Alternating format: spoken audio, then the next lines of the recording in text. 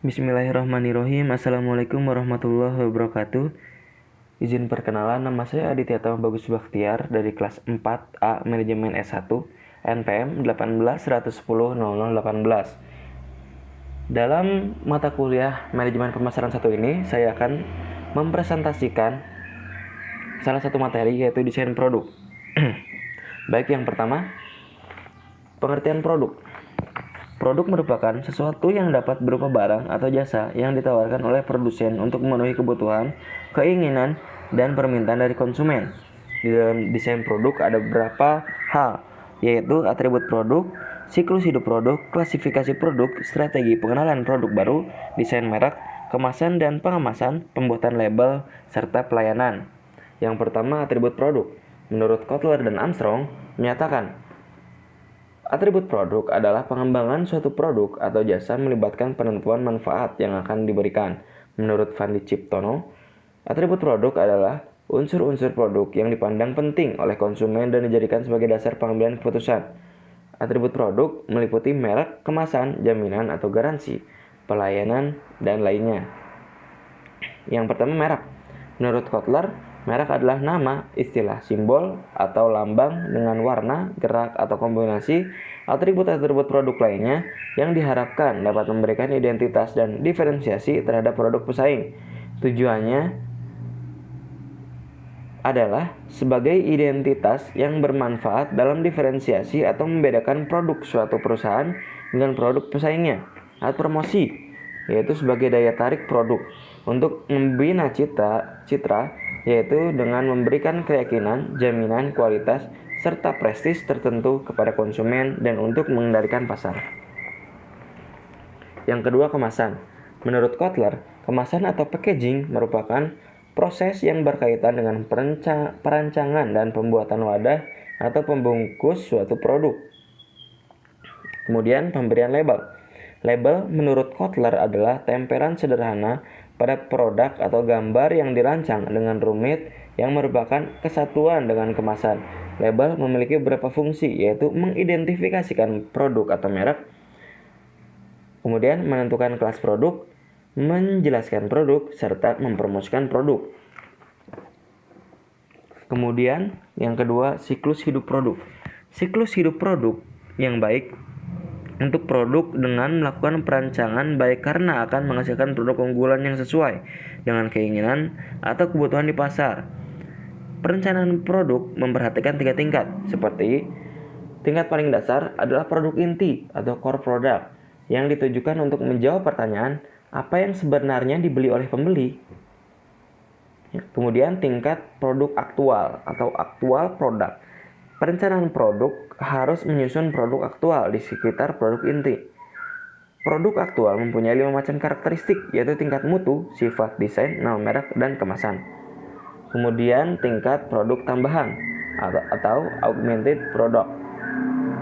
Perencanaan produk harus menyusun produk tambahan di sekitar produk inti dan produk aktual dengan menawarkan tambahan servis dan manfaat bagi konsumen. Kemudian klasifikasi produk. Yang pertama, produk konsumen. Produk konsumen adalah apa yang dibeli oleh konsumen akhir untuk dikonsumsi pribadi. Produk sehari-hari adalah produk dan jasa konsumen yang pembeliannya sering seketika, hanya sedikit membanding-bandingkan dan usaha minimal. Biasanya harga produk ini rendah dan tempat penjualannya tersebar luas. Produk sehari-hari dapat dibagi lebih lanjut menjadi produk kebutuhan pokok, produk impuls, dan produk keadaan darurat. Kemudian produk shopping adalah produk konsumen yang lebih jarang dibeli, sehingga pelanggan membandingkan dengan cermat kesesuaian, mutu, harga, dan gayanya.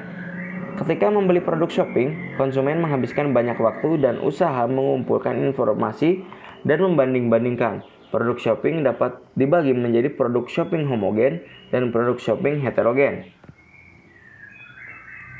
Yang keempat, strategi pengenalan produk baru. Ada 3 cara mendasar untuk meninjau proses pengenalan produk baru. Yang pertama, menarik pasar. Kedua, mendorong teknologi. Dan yang ketiga, antar fungsional.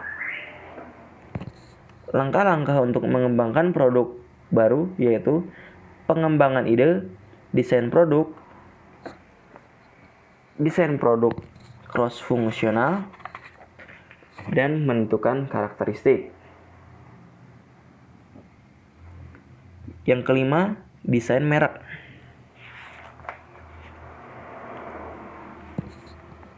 Nilai merek lebih tinggi jika mempunyai loyalitas merek, kesadaran merek, anggapan mutu, asosiasi merek lebih tinggi, dan aset lain seperti paten. Merek dapat menyampaikan 4 tingkatan, yaitu atribut, manfaat, nilai, dan kepribadian. Kemudian, kemasan dan pengemasan. Kemasan produk bukan hanya berfungsi sebagai wadah, namun sekarang kemasan merupakan faktor untuk menarik perhatian pelanggan agar membeli produk tersebut. Perusahaan harus memberikan keunikan atau ciri khas dari produk tersebut bisa melalui kemasan. Selain itu, seringkali pelanggan membeli produk bukan hanya untuk langsung dikonsumsi, namun untuk menjadi persediaan. Maka diperlukan kemasan yang aman untuk melindungi isi produk. Kemudian yang ketujuh, pembuatan label. Fungsi label. Yang pertama, label mengidentifikasi produk atau merek. Kemudian label dapat menguraikan beberapa hal mengenai produk.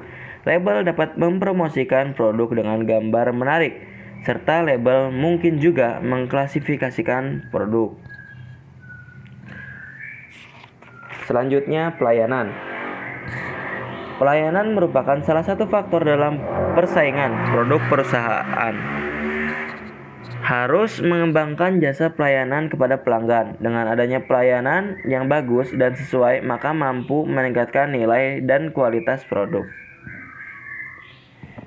Mungkin hanya seperti itu yang dapat saya sampaikan. Mohon maaf jika banyak kesalahan dalam penyampaian. Wabillahi taufiq wal hidayah. Wassalamualaikum warahmatullahi wabarakatuh.